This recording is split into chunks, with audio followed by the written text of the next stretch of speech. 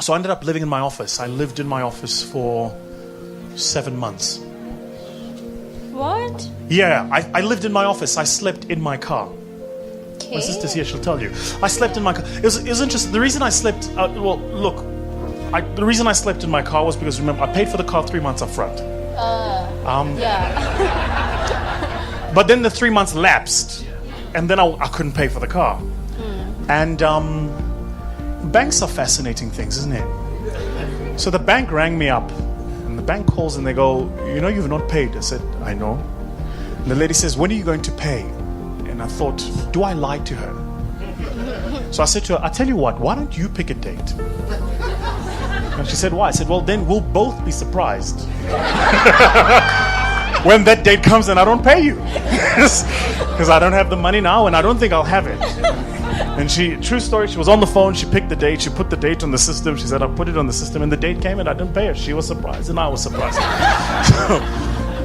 But the bank, banks are interesting creatures, and banks are great normalizers of ego. Yes. Anytime your ego gets ahead of you, just go to the bank. It's just a great way to check yourself. Yeah. And the bank rang me up and they said, you've not paid for your car. It had been another 3 months. They said, you're not paid for your car. We need to come and collect it.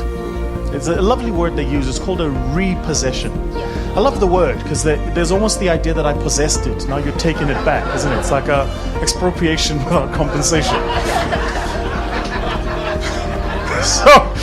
So the bank called me up and they said they wanted to repossess the car, and I couldn't surrender the car, if for no other reason but because I was trying to build a business. How was I going to do client meetings and late night meetings and and where was I going to sleep? So I'll never forget the day. I'll actually never forget the day. It was a Wednesday, and I was on my way home, and my mom phoned me, and she said, there's somebody here from the bank, so I suggest you don't come home. True story. High five to your mother. Yeah. So in fact, what happened is my mother prepared a little kit bag with clothes in it, and I drove home, and I went not to my street but to the next street, and they came around and they gave me the kit bag, and that was the last time they saw me for months. Wow. And I went and I parked downstairs in my basement. I was up every single morning.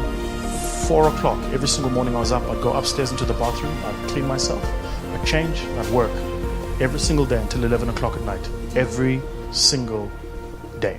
Because this is, and if you're an entrepreneur, if you hear nothing else from me, just remember this. Faith is action in the absence of evidence. Yes. And if you cannot pursue, even when there is no evidence to suggest what you're doing is working, don't even try it. Don't even, yeah. Don't even try it. Get a job somewhere.